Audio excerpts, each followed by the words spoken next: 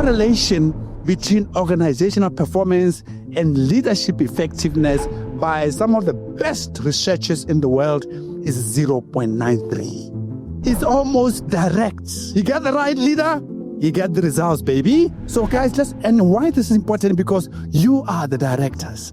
You are the leaders. Don't underestimate what you do at your organization. It's got massive impact on lives.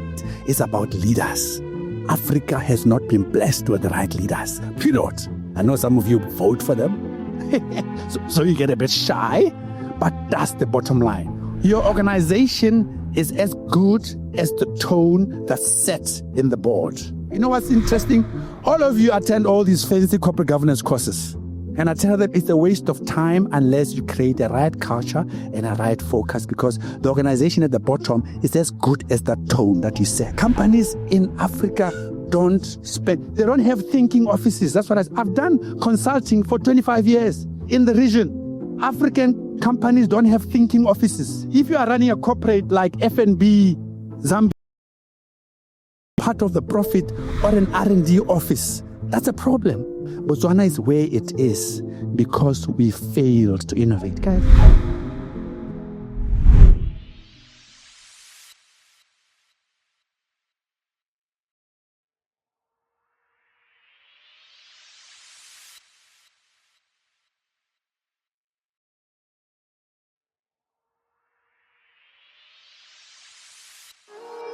Welcome to the GrowthWell Podcast, where we tap into a well of knowledge, innovation, and leadership to fuel Africa's growth.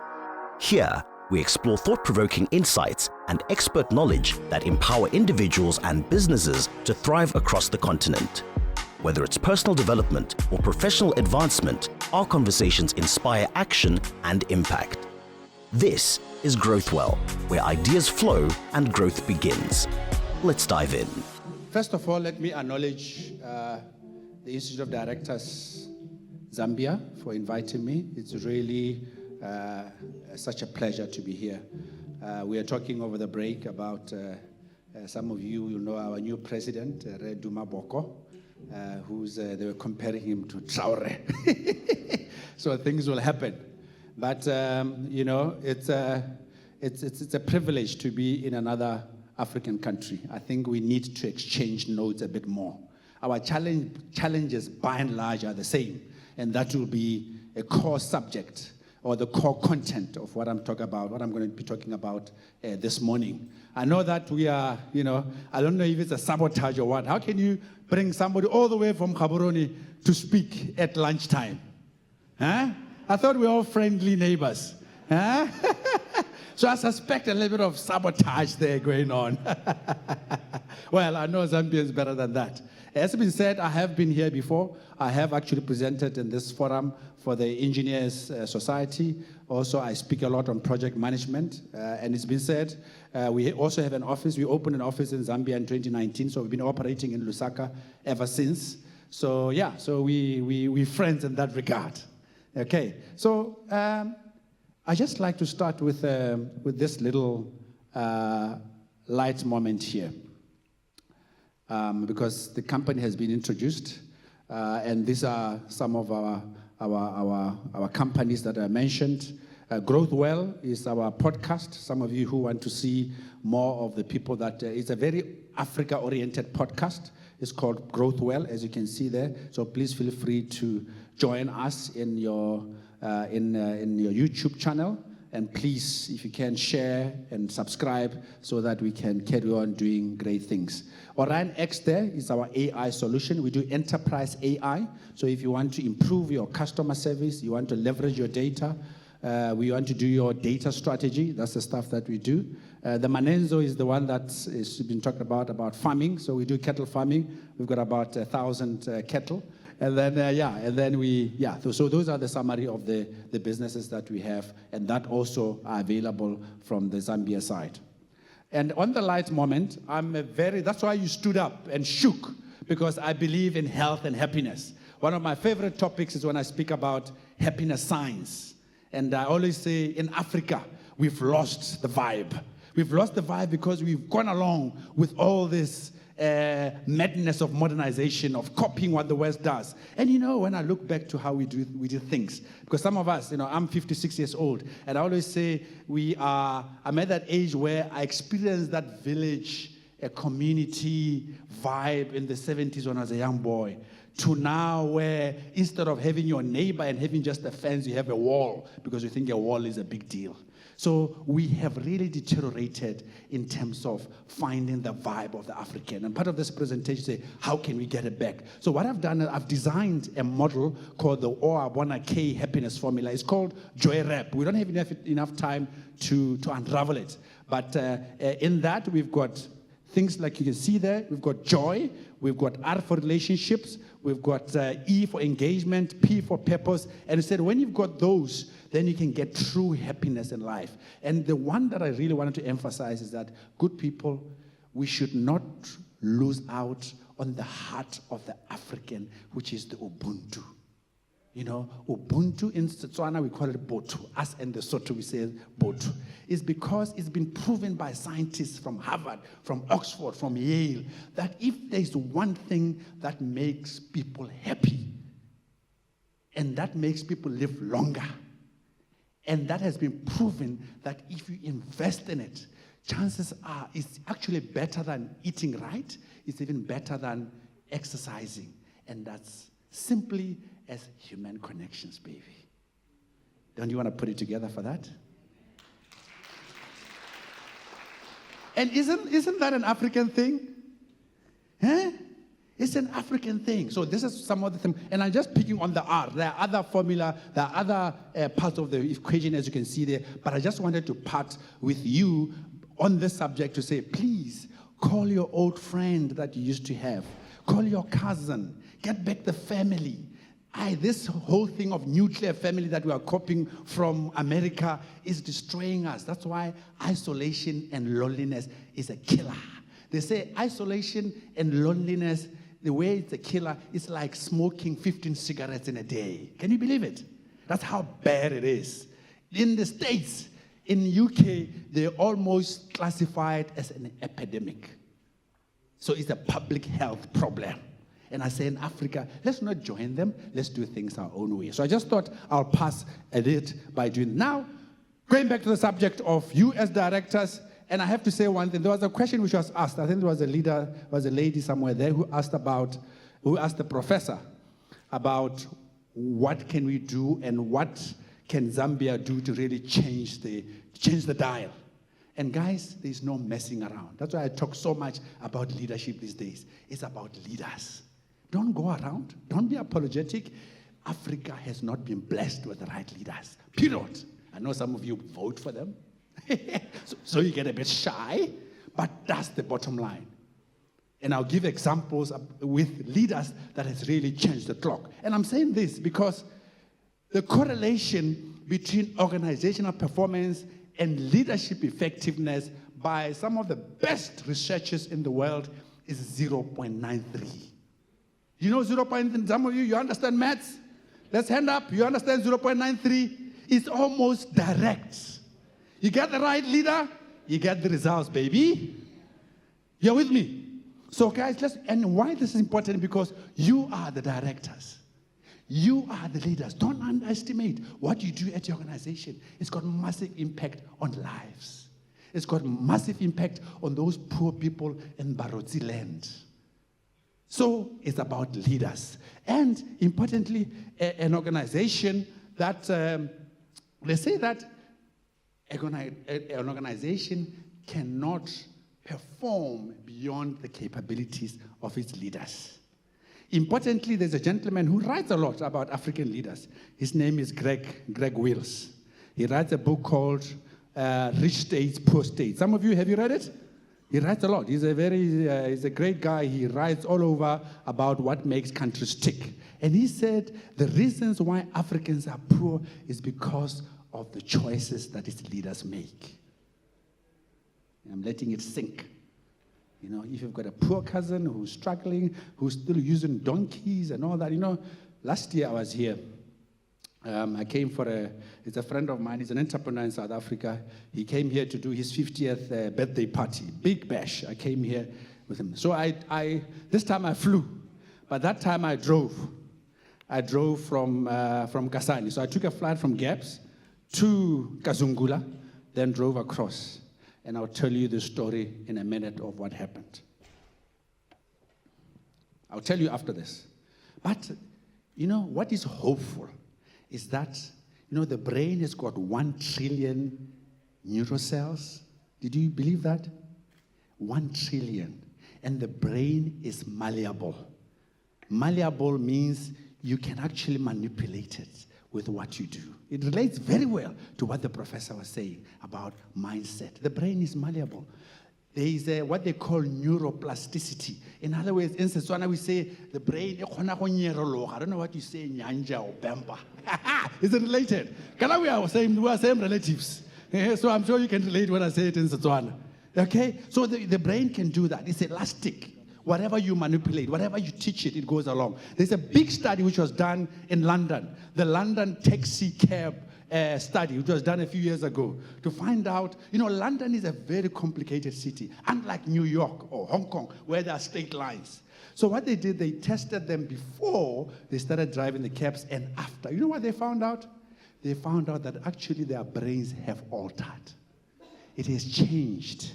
What they call the hippocampus has changed. Who are the psychologists in the house? I'm now talking, serious neurologist stuff here. This poor engineer is talking stuff, So the spatial intelligence part of the brain had actually enlarged due to the sophistication of the London streets and roads.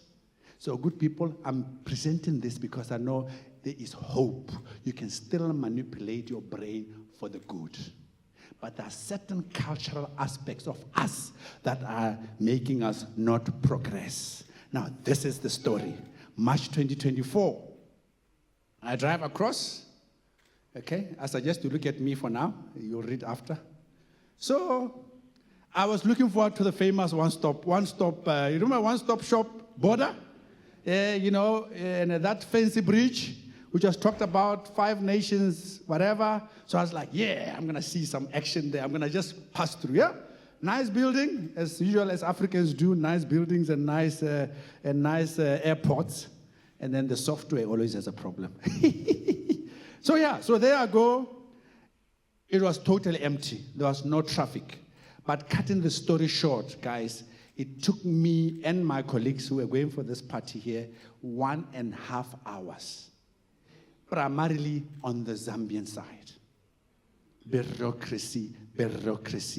Neighbors who love each other. I was there in 1981 when Sesreta Kama passed on at the stadium. I think it was about 11 or 12. And then, your former president Kaunda was there with his famous white handkerchief.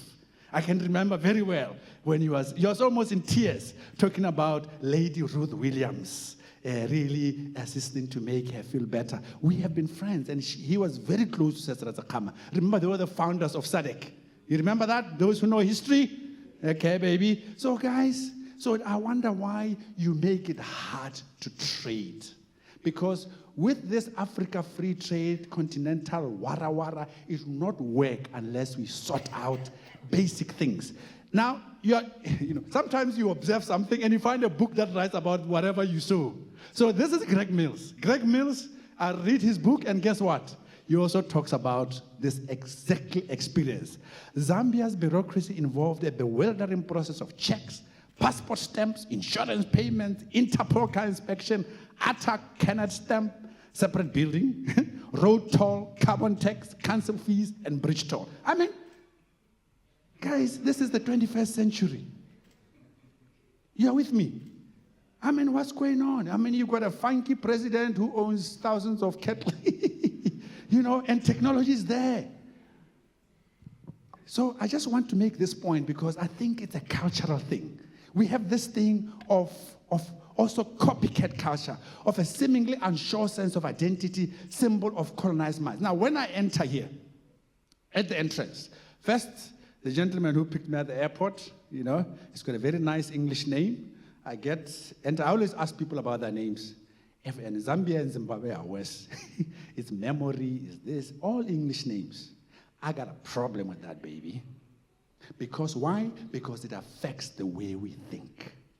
All my nieces, all my, my kids, I've got 4 kids. None of them has an English name because I tell them, it starts with you being grounded. I studied overseas. I saw those people when I told them that my name was Mike. My name, by the way, used to be Michael.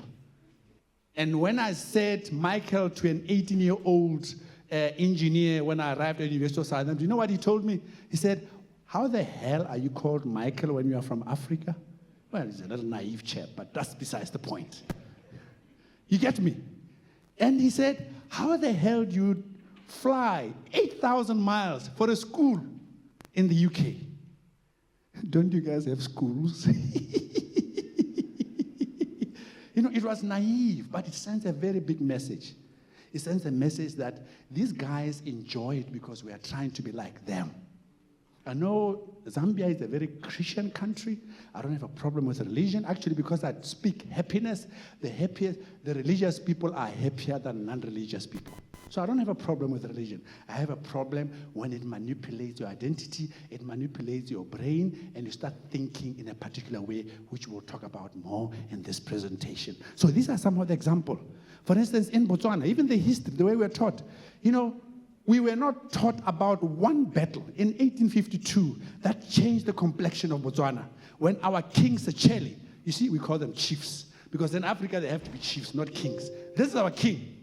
King Sechele I defeated the Boers who crossed the Limpopo to conquer Botswana, and we kicked some butt, baby. Yeah, King Sechele kicked some butt. We lost a lot of people because remember they had more guns. And that was a very monumental day for present-day Bechuanaland and Botswana, and Norway. Every time I run a speaking assignment, I ask Botswana if they know about it. They don't know about it, but they know about the Tsar of Russia. They know about everything about the Queen Elizabeth. Isn't that manipulation? That's why Africa remains where we are, especially sub-Saharan Africa. And then I come here last year, and I go to the Victoria Falls. Guess what I found? A towering statue of David Livingstone. It is so huge. Yo! It's huge. That's like, Jesus, Zambians really respect this guy. He even named our falls. It's our falls. How can we be Africans? It's our falls. They even named him after him.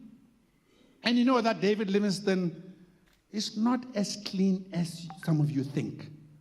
And now, every time I think of him, I see that picture when poor Africans are holding him and he's sitting there like a king. Remember? Guys, the missionaries came here for a mission, and they achieved the mission. He was a missionary. He did nice things, slavery, all that kind of jazz, but he had a mission which he achieved with our other imperialists such as Cecil John Rhodes and so forth. So these are some of the 5 top innovation inhibitors because of who we are. Risk aversion. Many African societies emphasize stability and security over risk-taking. So we can't. So this thing of, fail fast, agility, we are struggling with it. We talk about it. You're very good with speeches. You said the right thing. Agility, I don't know whether we know what it means. Strong communal expectations, hierarchical structures, limited acceptance of failure. Failure is often stigmatized rather than seen as a learning opportunity. Preference for traditional business models, resistance to change. I've worked at a mine, a corporate, and I can tell you a classical. Guys who are educated, they're engineers. Very, very reactive. They think in a way that will make other people look, so that they look good to other people. It's called social authoring. In other words, you're authored as far as you live to the expectations of society. See, you're not creative. You're following me? That's the essence of this impact. I'll talk more about it so that it sinks, because I think this thing needs to sink down very nicely on you as a takeaway. In the meantime, the West has moved on. Let's check this out. Okay? In the West, they say there are 2 anchors of power that build the West, and that's Jerusalem and Athens. Who are the philosophers in the house? There are no philosophers here. Guys, if you want to become a real leader, this is what happened to me about 6-7 years ago when I started reading philosophy. You need to read the thoughts of others so that you can build your own thinking. And I'm going to talk about it because I call it, or Bob Keegan, who I'll talk about more, calls it self-authoring self. Okay, I'll talk more about it later. But you need to start building your leadership and how you see the world. So it was built on those two centers, Athens. So Athens, in terms of Greece, provided the science, the reason. Aristotle was a scientist. He experimented with things. But Jerusalem provided the moral code. You are with me? That is what happened. And then they had all the people that followed up. We had Plato, we had Aristotle, we had Cicero, who was during the Roman times. We had Saint Augustine and Thomas Aquinas, who were in that period who were the saints who really provided the literature around Christianity. Okay? Some of you are Christians, you should know Saint Augustine. Again, the city of God and the city of man. Okay, Francis Bacon with the scientific method. Remember the engineer scientific method? Francis Bacon, Thomas Hobbes, John Locke, around governance and around suffrage and around liberal democracy. And then Adam Smith with economy. Mark Webber in terms of how the Protestant movement impacted on capitalism positively. Because they said when you are working as an entrepreneur or working hard, you are saving God. That's how the Protestants see it. That's why capitalism also rolled on after Adam Smith. And then John Maynard Keynes on the economy side. So, and then there's the invention of the printing press in, I think it was 1450 or around that, when knowledge, now you could print books. Okay, Johannes Gutenberg. I'm mentioning these because these are milestones in the stories of the West. Tell me about the African story. Where are we from? What are you doing and where does it come from? Come on, guys. Some of you are wearing nice suits. You should be able to tell me. But you are getting my point. That is why we run and do like others. We copy. We even compete. How Western am I looking? You know, some Africans even scratching their skins to make look light. The noses, the nice hair, so that you can do that, baby. Say. We've got a lot of ladies at InnoLead, you know. A lot of the ladies are 35, 32. Average age is about 33 at InnoLead, and the ladies. And they always, they don't like it much sometimes because it is the ones that come with authentic hair. And I say, that's brilliant. You know, authentic hair, sometimes they don't comb it, and sometimes it looks just combed, looks African, and say, I like that. You know, because some struggle because they want to look like the Chicago girl. You know, it's all, advertising is powerful. So you are vulnerable to be influenced by society and you try to comply. I'm not saying it's wrong, it's just how you are wired to be able to be manipulated by advertising is very powerful. That's why Boss Zuckerberg and all those guys, they apply psychology on the Facebook and Instagram. They get you. Okay, it's so shocking. You know, have you met somebody who was on Instagram and then you met them on the Facebook, like, this is the same person? I don't know, is there a way of making people look light? And somewhere it's like it's dark. You know? And I'm talking about pride. So guys, the West has reached a crossroads now. There's an initiative called ARC by the West in Europe. Some of you who can contact me, I can give you a website where they are doing a lot of talk about what is next for the West. And they are looking at those two centers of Athens and Jerusalem and say, where have they lost it? They are checking because they are having what somewhere, so something has gone wrong. That's why they are checking. Now, this is where now I start campaigning. I want to campaign for an African ARC. Where we check as Africans, where would we come from and where we're going, and can we write our own script? How does that sound? You like it? Hey, Professor, I'm looking for some guys at the University of Zambia who can contribute. I'm talking to some universities in South Africa because we need the intelligentsia and the academics to participate because that's where we need the rich stuff. Guys, we don't research about, can I say sad? Do you know that these guys and some social scientists are in Tanzania learning from our ancient tribes how to live and how to die? They are learning from them. You don't even visit them. You think they are outcasts. And the guys are learning from them. They just learned. They just published. You know, one of my favorite guys is called Michael Easter. He wrote a book called called the comfort crisis, where comfort is killing people. That's another topic I can talk to you about. But what he said is that they learned from the tribes that they're actually 14 times more active than modern humans. That is why blood pressure is a new epidemic. These guys knew no blood pressure, no heart attack. The biggest killer on earth is because human beings spend a whole day sitting, sedentary, which is killing us. And why I'm saying it's killing us is because there is 46% prevalence of blood pressure in Africa. We are topping, and it's killing people. I'm saying this because Africa tops in suicide rates. Now, I hope you see my campaign, suicide rates, because we are trying to be like other people in a way that's very pale, that's very artificial, and is costing us lives. Remember relationships? We come from a community where we're together. Your cousin, your what, we're together. But now you think, no, I got time. I'm a director. I got to go to work. I got to work this weekend. And then you don't check your old lady in the village because the old lady comes from the old school. That is what's happening to us. Those people, references, they are going back and reconnecting and checking how we did. They are copying from us because we don't study who we are. Okay, that was a bit of an aside there. So where's the African storyline? That's really the point. Our Africa, as an example again, now I'm landing on innovation. This Africa of 1.4 billion people, a little country with 1.5 billion receives FDI. That's a lot more than what Africa receives. Singapore GDP is $500 billion. In 1965, things were so bad in Singapore that they offered themselves to Malaysia. They said, take us. Malaysia, guess what? They were rejected by Malaysia. Nabasana figure, they were not attractive. And that's what, Mr. Ken Young-Lu now took it from there and ran with it. Africa accounts for 0.3% of funding, global funding, R&D.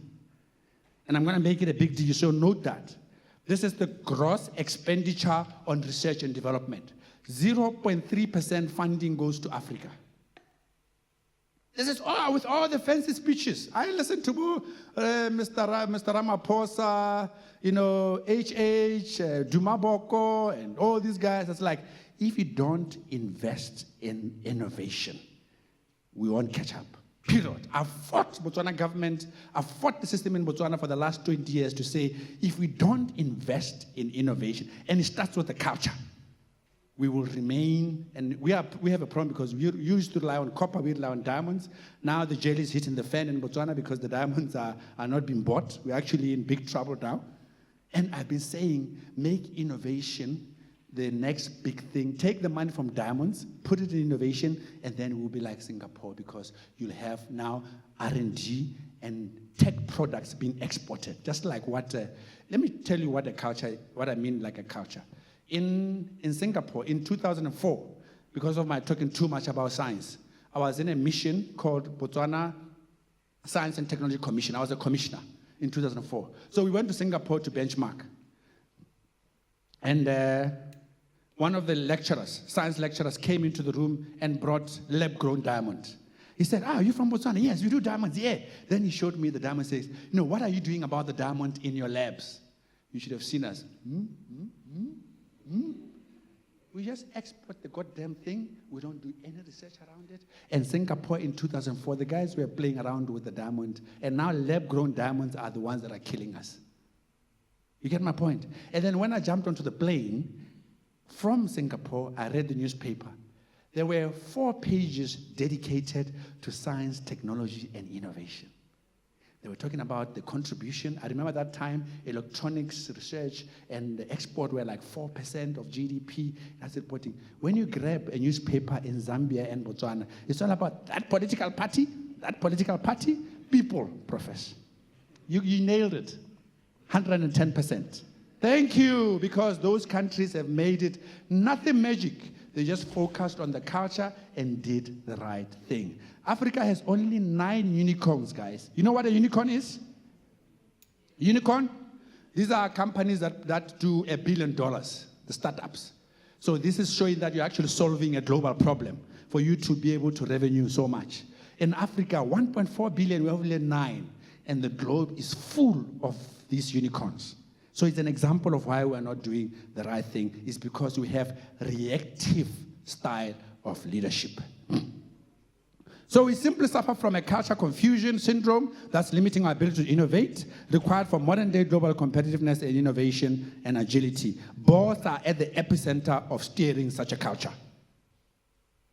You know, your organization is as good as the tone that's set in the board.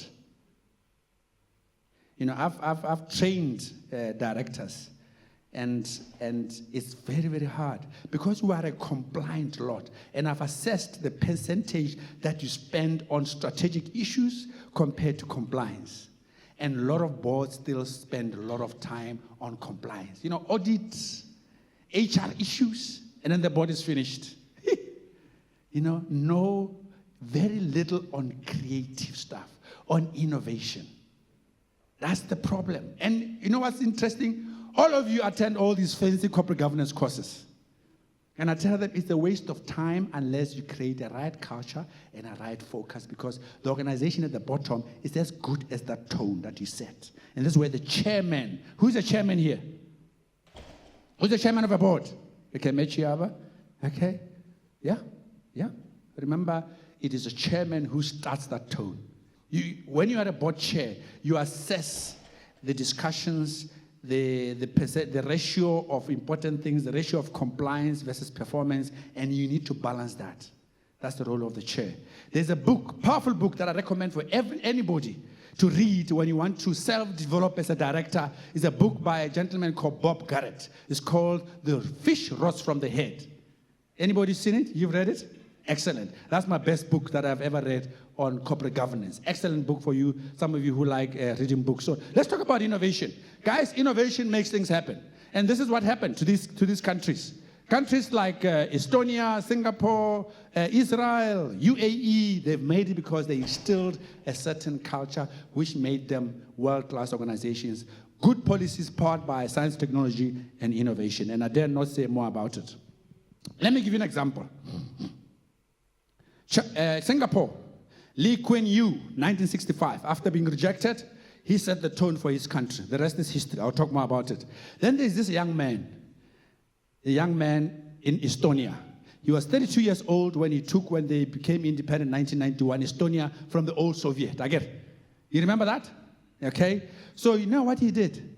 He said, in my country, internet connection is going to be a human right. 1992. Right now, Estonia is the most digital country in the world. Parliament is paperless. Schools are 100% connected. Society is almost 100% connected. So that is what leaders do. They set the tone. Chile, I don't have time. I'll take you through what Chile does. Guess what? In 1968, Singapore was poorer than Kenya. Singapore went to benchmark in Kenya. And this is what he said. In 1968, Singapore came to benchmark in Kenya as we were more developed than them, say Raila Odinga. So something insidious is with us as Africans. Now, this is a study that done on Botswana, the country that have been campaigning for more. This is a study done by United Nations Development Agency on innovation. STI stands for Science, Technology, and Innovation. They did an assignment there. And this is what they said. And I'll just summarize. If you look at bullets, the second bullet from the bottom, lack of innovation spirit. It doesn't come from me. It comes from the consultants. There is no innovation. And I said, if we don't have an innovation spirit in a country, you are done. Guys, Zambia, in the Global Innovation Index, Botswana scores 87. I just checked Zambia last night. You are number 116. Right at the tail. The last ones. So we can talk and jump. Board of directors, governance, wada. But if you don't innovate, we will comply and just do the same things, and then nothing happens to the economy. You are the drivers of the economy. Never underestimate that. You are the influencers of the political elites with your policies that you want. From the, I don't know if In Botswana, we call it business Botswana. What do you call it here? The business one, the business council, your chamber of business? Okay, it's not here today. Okay, because that's where you channel your stuff. But the spirit here is that even in Botswana, Botswana is where it is because we failed to innovate. Guys, there is one company, I won't mention their name because I might not be allowed back in Botswana. I've been doing some strategy with this company. It's the biggest company in Botswana. I've been saying you can't go to a board and tell them that the minerals are finishing, so they should get ready. The responsibility of a board and executive director is the sustainability of the business. So when the minerals finish, you have a responsibility to say, why are you going to get additional income to augment or even better than the previous one? You're with me? Yeah, they said that. And they even said I was angry with them. I said I grow gray hairs. I'm just telling you as it is because I was on a retreat with the board and the executive of that. I said, you can't. If this company goes down, Botswana goes down. So you got a massive responsibility. And guess what? The jelly has hit the fan. We are exactly there. And Zambia, same thing happened with copper. And you got to find ways of innovation. I think I tried to check your get coefficient. I don't know if it's there anyway. I wanted to give an example of AI. Guys, they say AI as a revolution is just equivalent to how electricity started. It just affected everything. So last year, I was in a conference with a digital economist where I was presenting on Global South and whether AI is going to lead to inequality or more inclusive growth. At the end of the presentation, I told them point blank that I actually don't believe Africa will have inclusivity from AI because we are doing very little about it. Oxford Insights, an assessment by a global body index, they said African countries they are still just waking up. In 2015, Ireland had a minister of AI. Guys, what's the big deal? You just say this is important and you appoint somebody to just look at it. Just like Dubai. Dubai, they have a minister of happiness because a happy society is more productive. That's why you see where I come from with happiness. Because when I deal with people who are dull and boring and all that, they're not going to become creative. That's why I deal with both of them. So I'm sort of kicking you to say, be happy. Once you become happy, you listen to me actively. Because we've turned this conference into infotainment, not things that actually make a difference. So hopefully you can invite me again, maybe in 2 years' time, to check whether the knob is moving. Okay, so with AI, I know that last year Zambia produced an AI framework. Believe me, there's two things about Africans. They are brilliant speakers. They are brilliant at producing documents. Documents are blind. In Botswana are blind. So this document here, Zambia AI, and even the African Union, it was one of the first ones last year to produce continental AI framework and strategy. But the rest we'll see. This is some of the information. Fellow directors, about 70% Africans, 840 million, have no knowledge of AI. This is from ITU, the International Telecommunications Union. If you think I'm cooking up things. So AI, hello, even a lot of our people, 840 million is a lot of people. Estimated 55% of rural Africans never heard about AI. I don't know why I keep picking on Barotsi land, but somewhere deep in Barotsi land, they have no clue. Estimated 100 million African youth require AI education. 30% of urban Africans, 150 million, have some knowledge but can't use it. This is from the World Bank. I hope you are getting the gist of this. We are not doing that. And AI has been there since the 60s. So it's nothing new.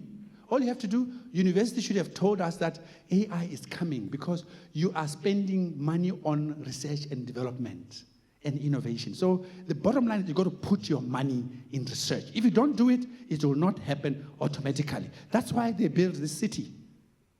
You see that city? Where is that? The travelers and the house. Where's that? You are speaking in mama rings. Where's that city? Singapore. When you are a golfer, you okay? That's Singapore. It was built on innovation. And let me share you what they did. This is Singapore. Guys, 1965, Singapore has managed to get to high status income country in 25 years. Within a little percentage of a generation. Simply because of the spirit and the culture and the mindset that was induced in its people. It overtook its own colonizer in terms of GDP. Isn't that amazing? We got to work something so we overtake UK. I don't know, we are also UK people. Leadership choice by Prime Minister, science, innovation, talent-driven. And they were also open. The biggest thing about these countries is that they open up their borders and they welcome people. Singapore, a good 1.5 million expatriates in a 6 million. That's a lot. In Botswana, we've remained so protective. You know, some of us has preached, open these borders, let talent come in. When I visited Singapore and I went to some of the universities, some of the top guys there were coming from Oxford and Cambridge. Not only they come and do research, but they rub shoulders with you. So there is an intercourse. You're with me? Not that one.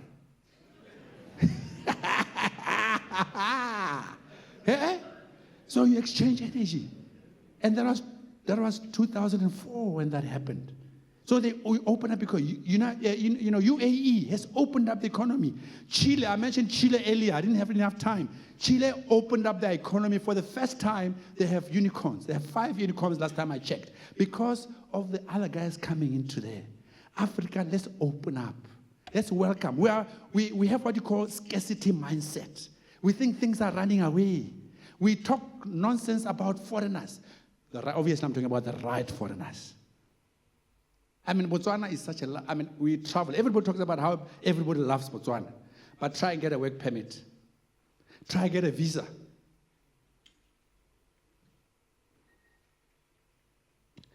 I was doing a conference in Botswana.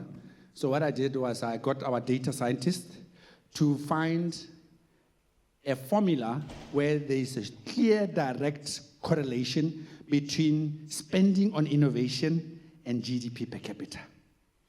Perfect match.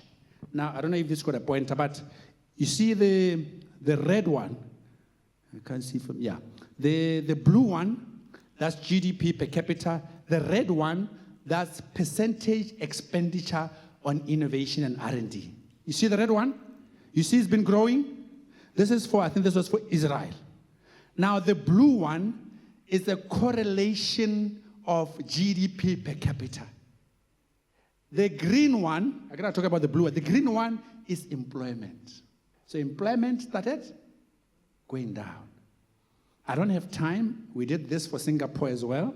Exactly the same thing. So if you don't spend on innovation, the little money that you have, you will not break through. You won't build wealth.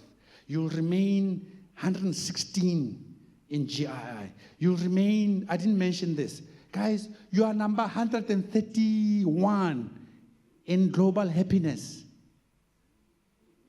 So even now I don't have a lot of hope because you are sad a lot. Don't PI me. No, I'm saying this because Botswana is worse.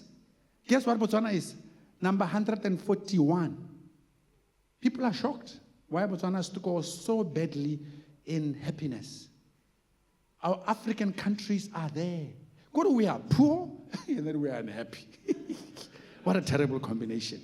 And guys, I'm not saying this as entertainment because you have a heavy duty as directors to make impact, set the tone in your companies, influence decision-making, and make sure that we focus on the right things that can lead to better lives for our people. And that's where I'm very jealous of these countries. So there's a direct correlation. If you want me to come talk to cabinet, to the ministry here in Zambia, I'm very happy to do that. We work this out with our team because now with data available, you can work this. So we did the data analytics and actually did heat maps to correlate GDP and so that we can convince them that, guess how much does Zambia spend on innovation and R&D? Who knows? As a percentage of GDP. Who knows? 0 point? 0 point. Are you guessing or that's a fact? You are guessing. Who knows? Who knows? Guys, first of all, the first that you don't know is the story by itself. You get the point? I want it to sink.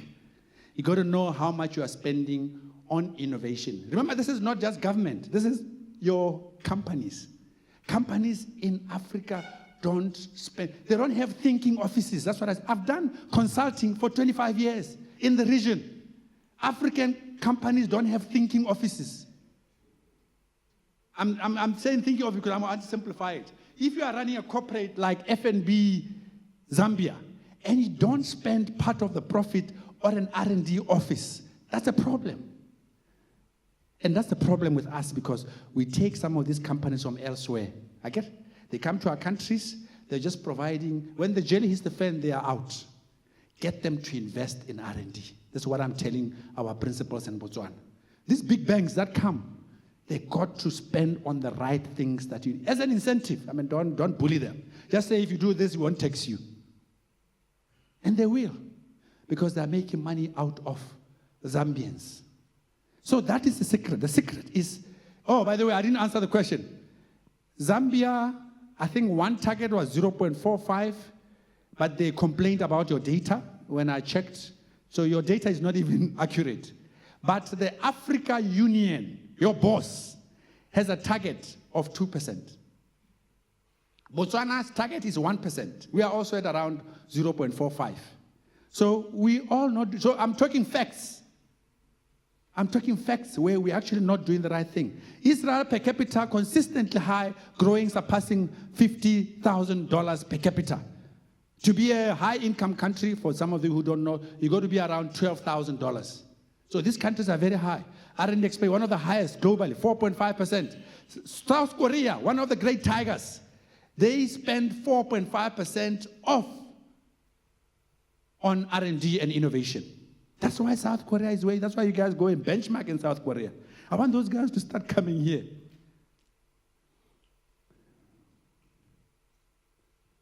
It's all about leadership, guys. It's all about leadership. More effective leadership, improved business results. Studies have been shown that businesses show that leadership effectiveness primarily contributes to business performance. I think I've made a point. There was even one of these big authors on business, John Collins. Who knows John Collins? John Collins, great, Built to Last, Good to Great, great books. If you haven't read them and you're in business, we got to check you. So please check those books. So that book, he was researching on what makes organizations perform beyond the norm. And he bumped onto the quality of the leadership. That's why he came up with a framework called the 5 levels framework, where he said the best leaderships are like this. Got it? Okay? So leadership with practice you can make. There's been talk about fixed mindset and growth mindset. Those who like books, there's a book by Carol Dweck which talks about the growth mindset. It puts a very good thing on that. But this slide, I just wanted, some of you will know about VUCA, right? VUCA you must know. Yes, that we live in a period of VUCA. This gentleman, Ben Jansen, 2008 said, in my 40 years of forecasting the future, the direst forecasts yet are in this book. He's the one who designed VUCA, which is volatility, uncertainty, complexity, and ambiguity. And what he said in 2019, as you can see there, he said, now VUCA is on steroids. Basically, that's what he said. The world is crazy in terms of volatility. So it needs you to be agile, exponential, innovative in how you approach work. And my belief is that Africa has almost reached a point of what you call ceiling of complexity. Ceiling of complexity means that we have reached a level where the world is so complex we are not able to break in. That's why we've reached that ceiling. So the ceiling of complexity refers to the threshold at which leaders and organizations are increasingly difficult in managing complex environments. The contextual environment has grown more complex than leadership capabilities, which is what we need to confront. And then this is what Peter Drucker said: the greatest danger in times of turbulence is not the turbulence, it is the act with yesterday's logic. the 1995 that Prof talked about. The solution to our current problems cannot be solved at the same levels of consciousness as created, as Einstein has said. That's my appeal to you, guys. I'm trying to finish now because I'm being told. Dealing with the VUCA world, you got to check your inner. I'm dwelling on basically a leadership model that will help you as an individual and also as directors. And it starts with checking yourself. So is our inner game consciousness and complexity of mind matching the complexity of the environment? Is your internal operating system complex enough to deal with all these complexities? And we all go to good schools. And what the experts say is that the good schools, knowing the processes, knowing the technology, is all the outer game.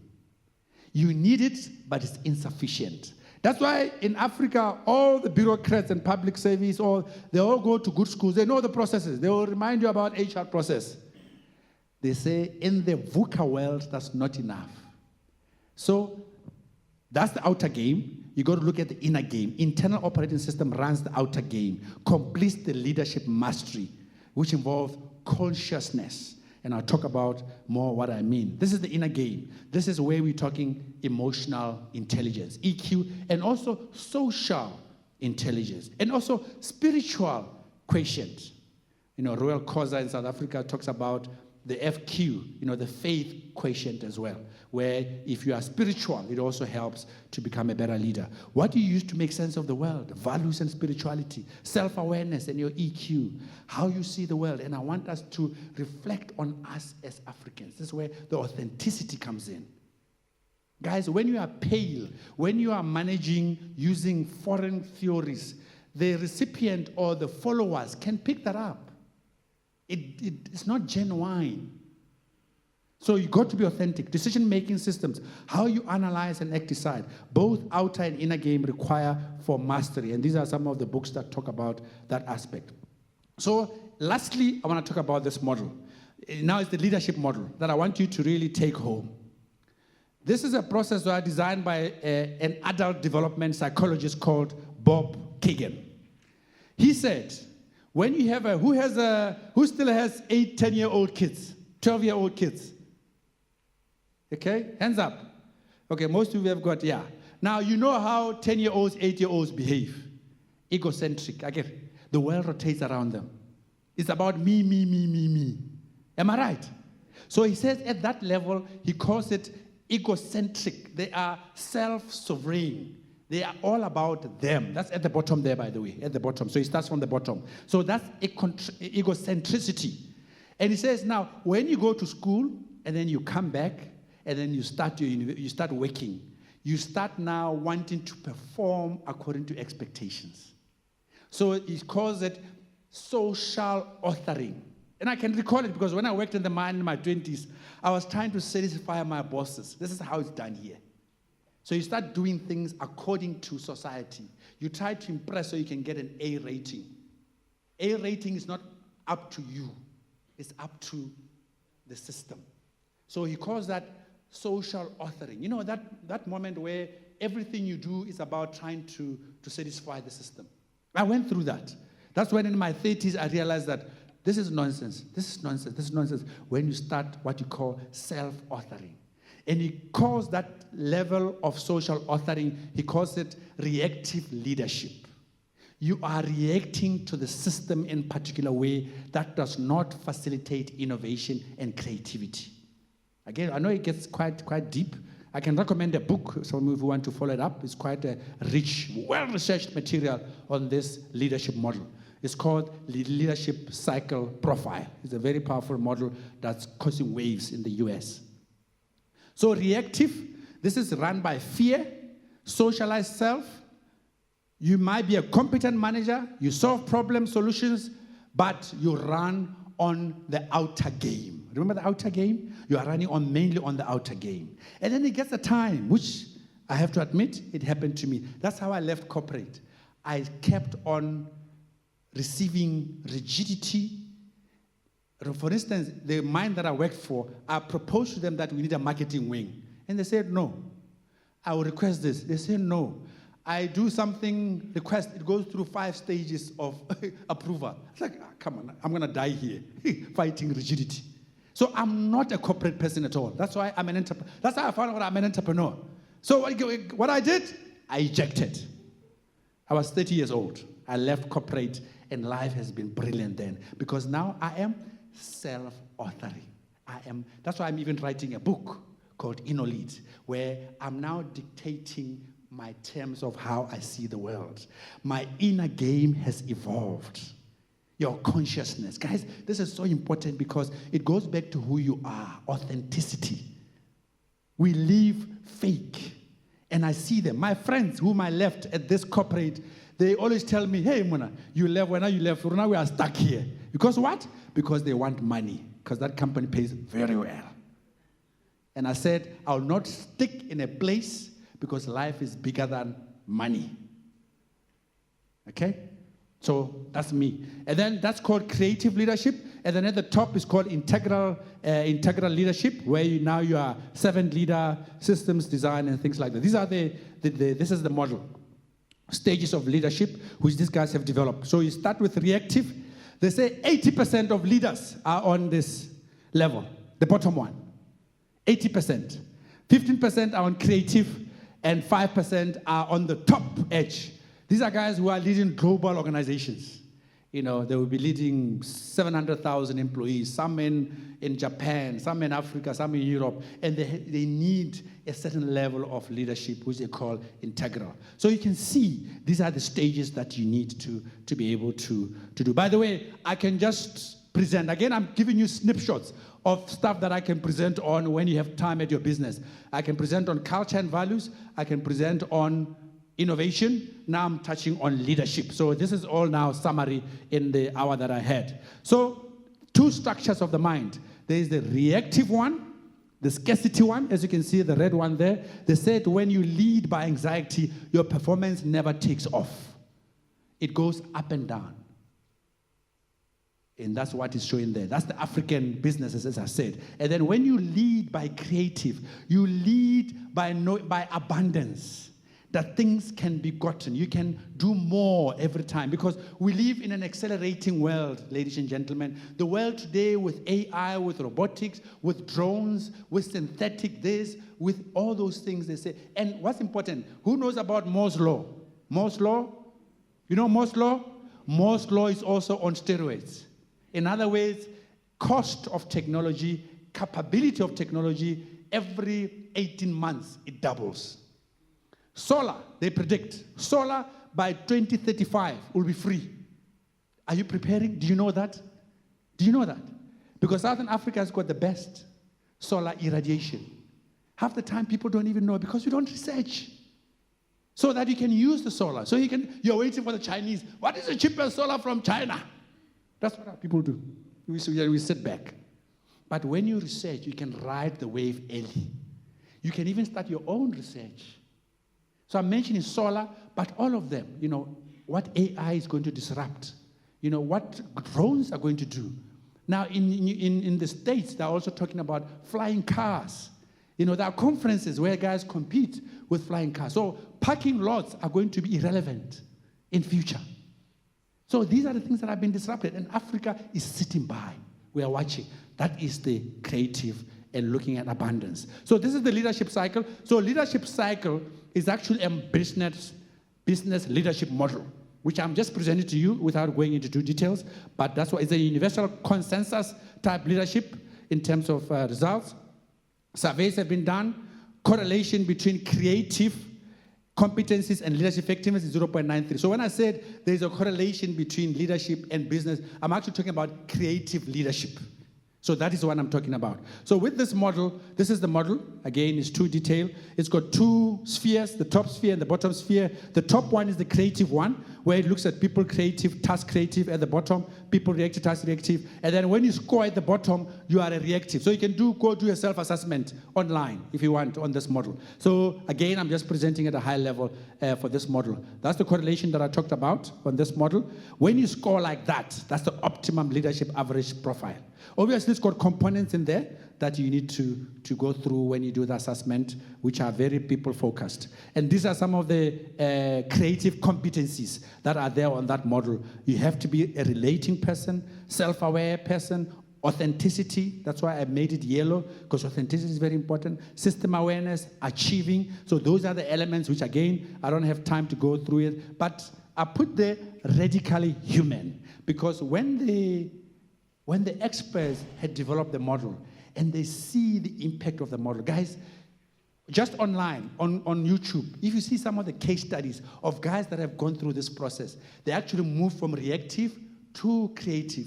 They said they are even now better husbands at home. They are better parents. So this model actually helps you as a person to become a holistic, humane person. I'm with you. Humane, and they say you are being radically human. What does a radically human remind you of? From an African context. It reminds you of Ubuntu. Guys, the world is going all around to come and find Africans. They are saying the best leaders on earth are the ones who run on Ubuntu or Ubuntu. But it was found out by the West, because we don't do innovation, we don't borrow them our own leadership models, we don't learn about the Khotla, our own systems. Guys are even studying the you used to have initiation ceremonies as well, where boys go into the bush. You know, we abandon it. We find it as almost satanic.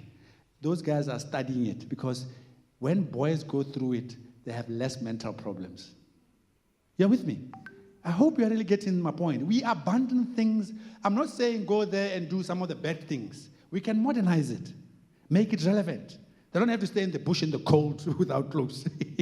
You see? Yeah, that's what we used to do, and I think that's what the Xhosas also do. We can modernize it, but it's a very powerful. Now the West are studying it to pick some lessons for themselves.